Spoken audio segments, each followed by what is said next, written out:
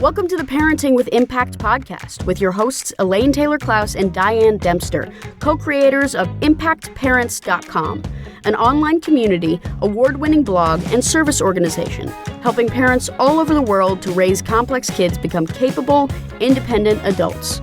Elaine and Diane are certified coaches with personal experience raising children with challenges such as ADHD, anxiety, and more, and extensive experience in guiding parents to raise their complex kids with confidence and calm.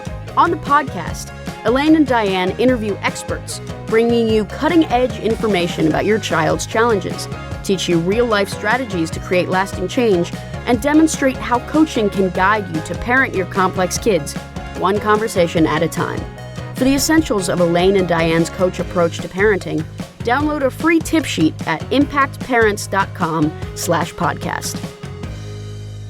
Welcome back, everybody. We are excited to have a conversation with our guest today, Dr. Sarah Cheyette, who is a pediatric neurologist. And we are going to be having a conversation about what's most important for parents to understand when raising teens and young adults with ADHD. So welcome, Sarah. We're thrilled to have you. Thanks for having me. Awesome. So Sarah, why don't you start by telling us a little bit about what you do with families of complex kids and how you ended up in the work that you do? Well, so a pediatric neurologist deals with brain issues, also muscle and spinal cord. But for right now, it's, for the part that's most important is the brain. And so we deal with kids who have differences in development, which include things like autism and ADHD. And, some pediatric neurologists also get into more anxiety and depression and learning issues. So anything that has to do with the brain is fair game. Awesome. And how did you end up doing this work? What was part of your path? It's actually kind of interesting. I came to think about ADHD in the context of difficult headache patients. So I had a couple of teens who had these headaches that just were constant and would not go away. And it turned out that because of the stress of the ADHD, they were having headaches all the time. And to fix the headaches, I had to start dealing with the ADHD. And so, most of my ADHD patients do not have headaches, but that's how I started because one of the things that pediatric neurologists treat is headaches. So did you notice the trend of a lot of these kids already had ADD, or did you discover the ADHD in the process? Yeah, that was, they were going around seeking treatment for the headache pain, but in trying to talk about what went into the headache pain, they're having a hard time in school. And that's like a constant stressor for them. Mm-hmm. And they're having a hard time at home. And so, you could treat those kids with every headache medicine and they wouldn't get better. But if you started talking about and treating the ADHD, the headache got better. So it's kind of an unusual way to leap into the ADHD field, I think, but that's how I got there. That's fabulous. Yeah, well, and I think that's probably true in a lot of arenas with ADHD, that when you treat the underlying ADHD, all kinds of other things probably get better. I know for me, my anxiety got so much better. Anxiety is huge. Sometimes it's hard to know whether the difficulty in concentrating is from ADHD or from anxiety. Oftentimes it's both. Sometimes it's mostly anxiety. Anxiety makes it harder to concentrate on things. So, by the time kids are, in the double digits of numbers, a lot of time has gone by and a lot of mindsets develop. And so it's not necessarily, it's ADHD, it's anxiety. It's often a lot of everything mixed together, not to mention depression and poor self-esteem, which I don't think is quite the same as depression. Yeah. And sleep issues too. Yeah. All of which we hear from parents all the time. Right. Yeah. I want to check in with you because I often say to parents, I want to check and see if I'm accurate. I often say when you have ADHD that's not being treated, you can't get yourself to do what the world expects you to do, and that's going to make you anxious. And over time, that will often lead to depression. Does that sort of sequence make sense to you? Yes, I don't know if it's quite so sequential. It's, I guess I don't think of it. That's valid. Let me start by saying that. Okay. But some people respond differently. Some people respond more depressed / self-esteem than anxious. We all have different tendencies. So I can't necessarily say that the sequence is reliable, but all of those things can happen and can go together depending on how you're built. And it's, when we study what to do, it's like we read the ADHD chapter and we have the ADHD medications, and we read the anxiety chapter and we have the anxiety medicines, but it's often not so easy to, parse people out in these little labels. Well, and what's coming up for me is one of the things we like to talk about is like, what are parents missing? What is the things that parents need to understand better in order to identify when is anxious okay? When is it ADHD? When does it get to be a troublesome enough that you should do something about it? That sort of thing. And I'm excited to be on the podcast today because sometimes when people come to my office, like all this has been going on for a long, long time. Yeah. And these patterns have been just sort of sewn into the relationship.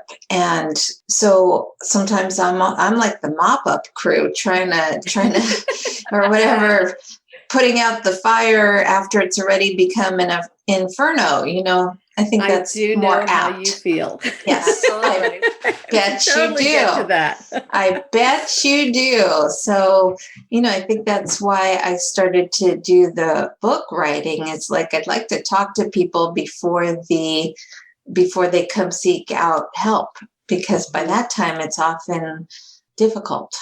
So that's a common question that we get from parents. So, we work with parents. We often say, we used to say 4 to 24. Now we say 3 to 33, right? Because we're getting a lot of parents, young adults. And oftentimes after the kids are about 10, the parents are worried it's too late. 10 or 12, certainly past puberty, that they come in with this story they're telling themselves that it's too late, that they've missed the boat. And you're really here talking about teens and young adults. So let me start by asking a yes or no question. Is it too late? Of course not. Great. Never. Let's talk about that a little bit. I have adult patients who are remaking their lives as 50-year-olds. So it's only too late if you say it's too late. It's never too early to begin, and it's never too late to keep working at it, I guess is what I'm trying to say. Like, life is a process. So if you're starting, let's say after puberty, right? Or once you've got some infernos in place, it's been going on a long time and hasn't yet been well addressed. What do parents need to understand to begin to shift their mindset to one where they're able to support?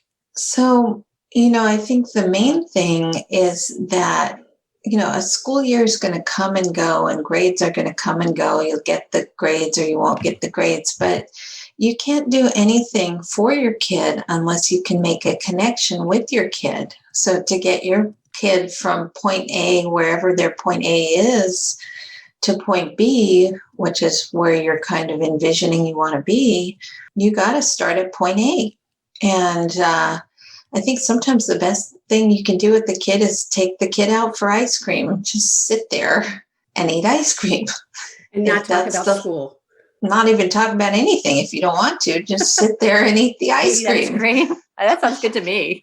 You know what? There are days, right? So, just sort of finding a way to make a connection in a non-threatening, I'm not trying to change you way. Whatever, it doesn't have to be ice cream. You could do a walk or whatever. I just think it's easier to talk people into sitting and eating ice cream than pretty much anything I can think of. So, the connection is the important thing. And being able to see things from your child's point of view is also important too, kind of stepping out of yourself and trying to see things from your child's point of view. Listening is a good idea. Yeah. Well, and as you're saying that, what's coming up is like, as we were talking about that interplay between anxiety and ADHD, I'm wondering whether kids are generally more comfortable talking about feelings of anxiety than they are of feelings that they can't get their brain to do what they want it to do. I think the anxiety is often the more obvious thing for people. They know they're worrying. They don't necessarily know why they're worrying, and they don't have, especially kids don't usually have a lot of insight into like, this is the executive part of my brain. They just know that they're behind. And so I think it's the obvious thing is the panic attack. The less obvious thing is what's going into it. Well, I was sharing with you earlier that I have a daughter who's been studying for the MCATs, right? Really intense studying. And what she noticed, she struggles with both anxiety and dyslexia as well as ADHD. And what she noticed was that the anxiety was the biggest problem because she began to get anxious about what was going to happen if the dyslexia kicked in or became a trouble. So they were playing off of each other, but ultimately the anxiety is what would really derail her. Yeah, and what people don't realize is that the anxiety part of your brain turns off the rational thinking part of your brain. Exactly. And so when you're anxious, whatever you're thinking about, you're not thinking about it very well. Now, it seems real. It seems like that's reality, but it's not really.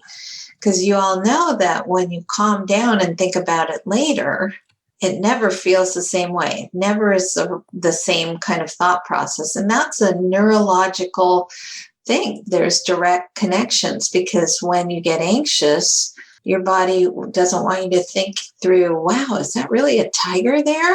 I'm not sure. Do tigers have spots or stripes? And then, maybe I'll be okay if I just stand here. Maybe it's a leopard, not a tiger. Yeah. Right, exactly. Like, I like leopards. They're big cats. What's wrong with cats?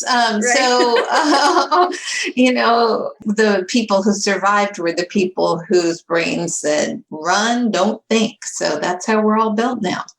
Yeah. So from your perspective, so I love what you're saying. I think Diane and I both, we often say to parents, if you don't know what to do, there are two places to look. Either lean into self-care or lean into relationship. And if possible, do both. That's kind of the big picture. Yeah. So we really love this message of really focus on the relationship, focus on the connection and the communication. A lot of parents at first will struggle with that because there's so much to do, right? They're worried about what needs to be done or their kid falling behind So can you speak to that a little bit? It's not a race. There's going to be time. You're just, until you can make that connection and be together at that point A, you really can't do anything else.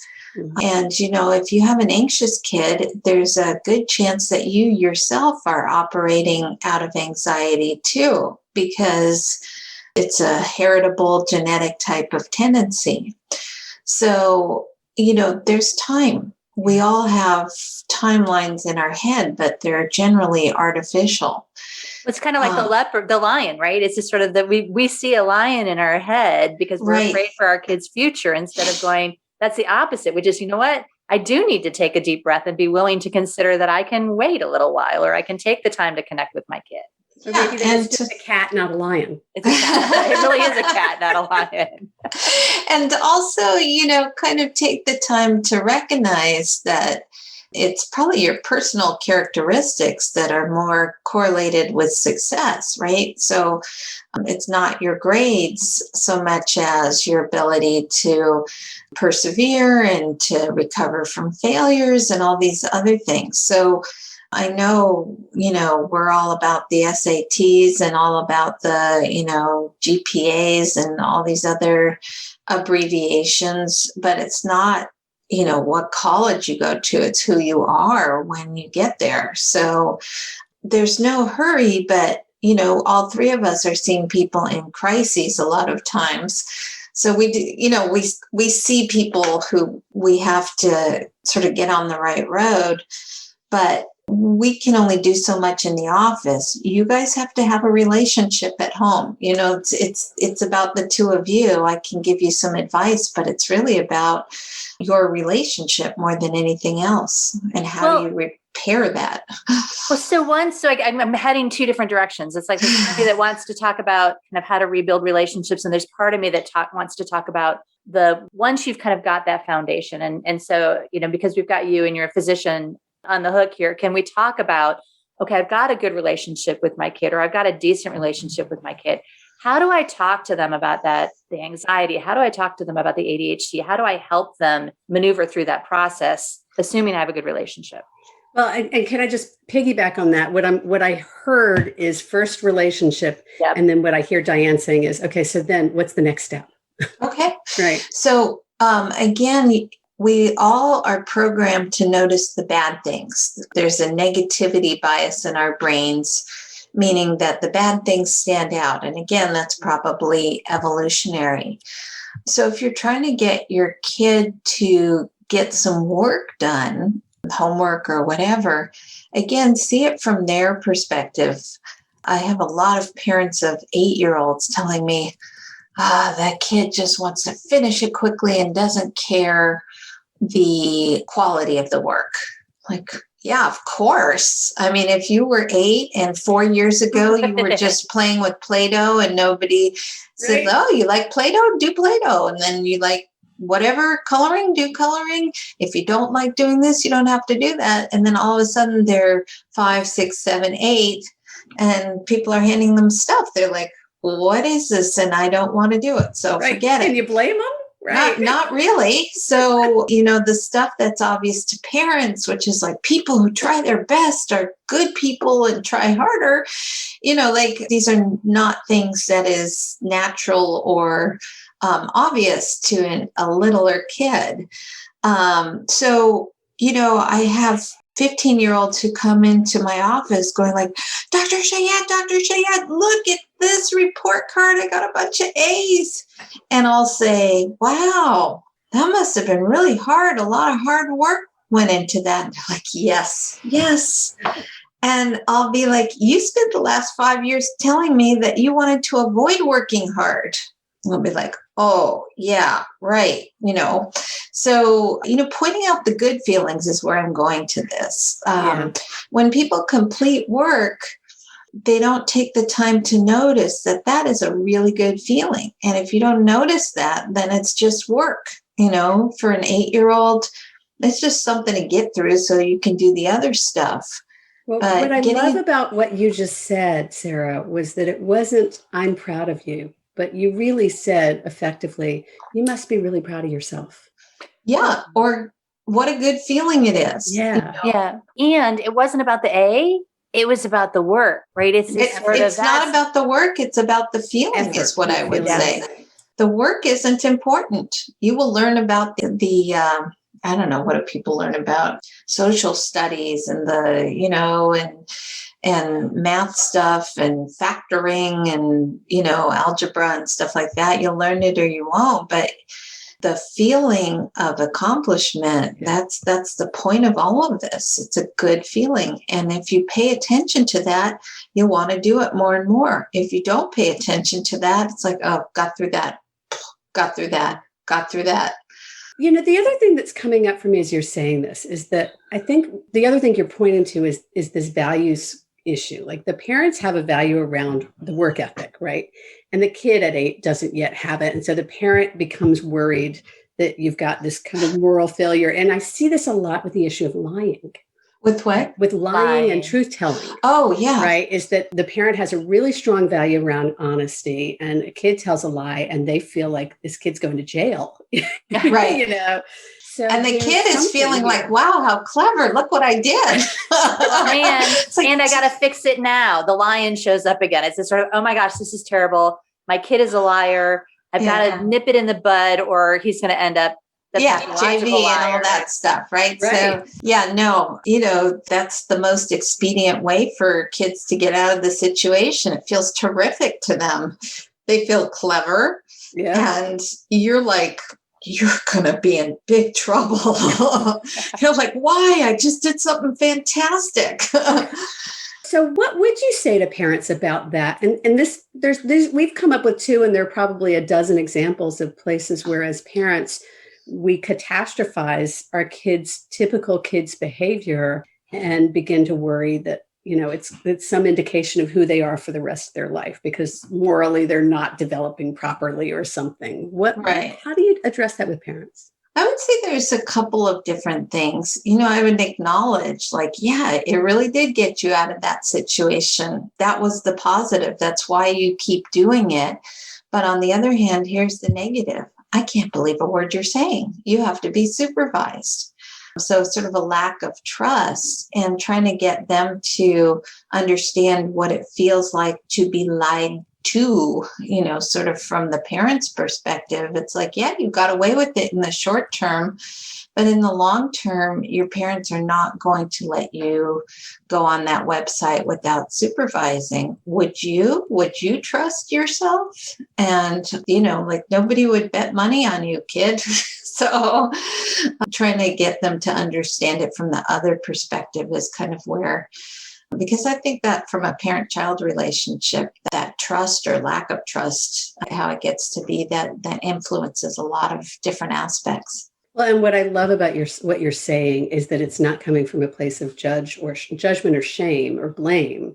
It's coming from a place of understanding and helping the kid have a reason to want to not lie, which is, I want my parent to trust me so that I don't have to be. Well, it's almost like it's a natural consequence. And I think that that's one of the things that it's hard to kind of keep it as a natural consequence and not have it show up as judgment. And it sounds like that's an important piece.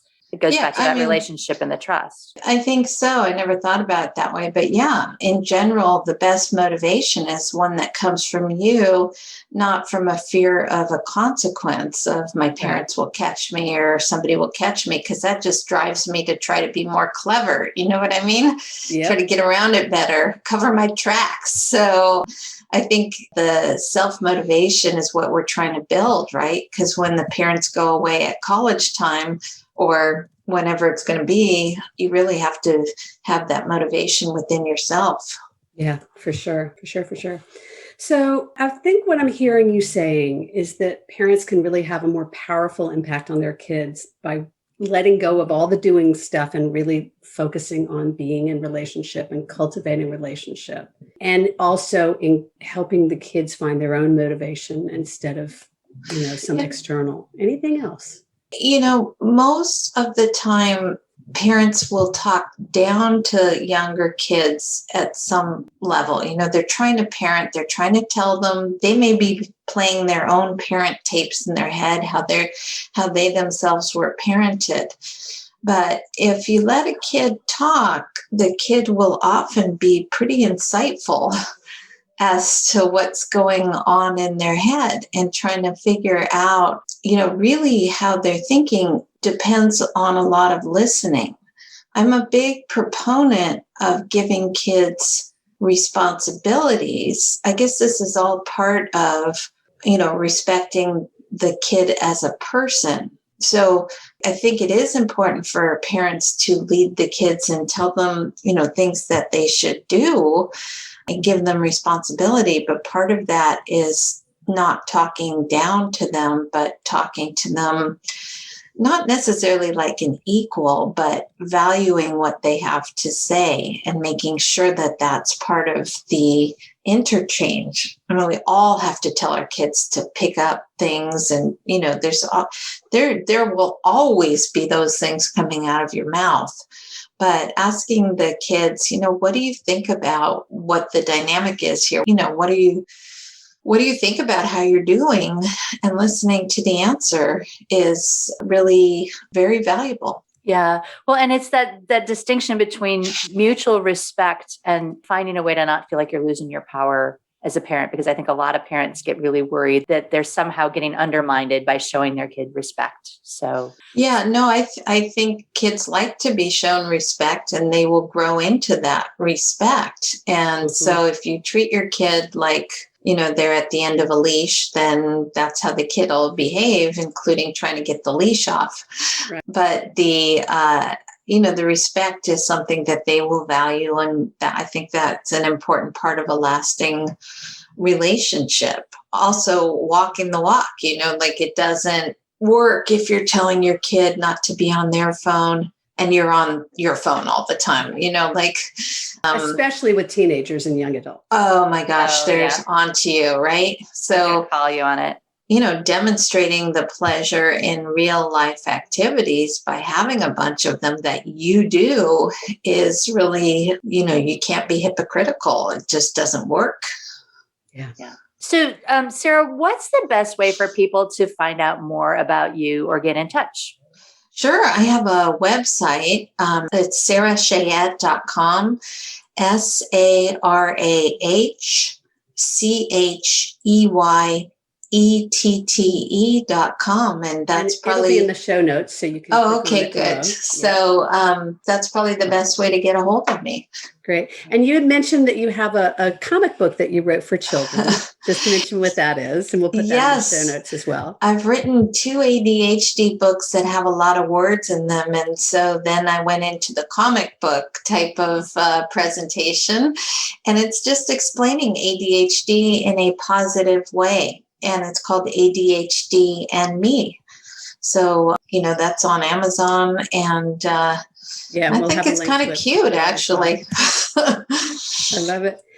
Diane, should we do our wrap? Anything else? So, before we go into our wrap, I just want to say thank you, because it's amazing to have this conversation with you. Oh, I have enjoyed it. Absolutely. Thank you guys for having me on your show. I look forward to all the episodes. I know you're starting with this, and I'm just going to be putting you guys on my Spotify or whatever it's going to be.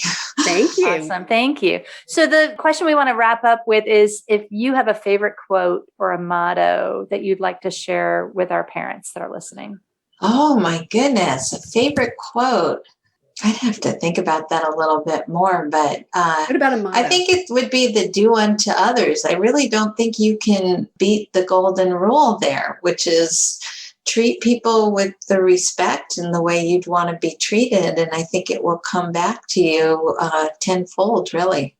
Yeah. And I couldn't agree with you more. As a parent, there's probably nothing more important that you can do than treat your kid with respect. Yeah. They are autonomous individual beings. Unfortunately, right? Would it be easier if they had their off buttons and you had that little shock collar or control thing? I mean, geez, that would be terrific, but I think it's illegal. So I was going to say, we might need to cut that part out of the. Yeah, I know. Maybe not a shock collar.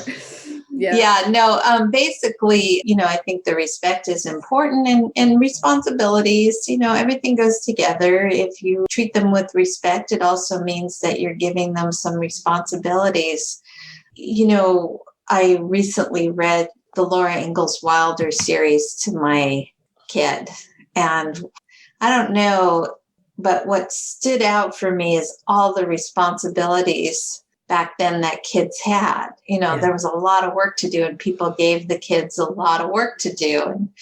And, the one that's called Farmer Boy, this 9-year-old boy was hauling logs and, off on his own in the woods all the time. And wow, that was probably too much responsibility for a 9-year-old. But on the other hand, he also wasn't doing 3 hours of homework every night. No, that's true, but they went to school, part of the year. But anyways, You're right. There were some pluses and some minuses, but it's okay to give your kids responsibility too. So yeah, love it. Yeah. Thank you so much, Sarah, for being with us today. It's been delightful to talk to you, and look forward to what's next. You too, ladies. Have a great day. See the rest of you on the next show. Take care, everyone. Bye. You've been listening to the Parenting with Impact podcast with Elaine and Diane. For more information on the Impact Parents community or to join Sanity School for Parents, please visit impactparents.com. If you like what you've heard, please share this podcast with friends who need similar guidance and subscribe wherever you listen to podcasts.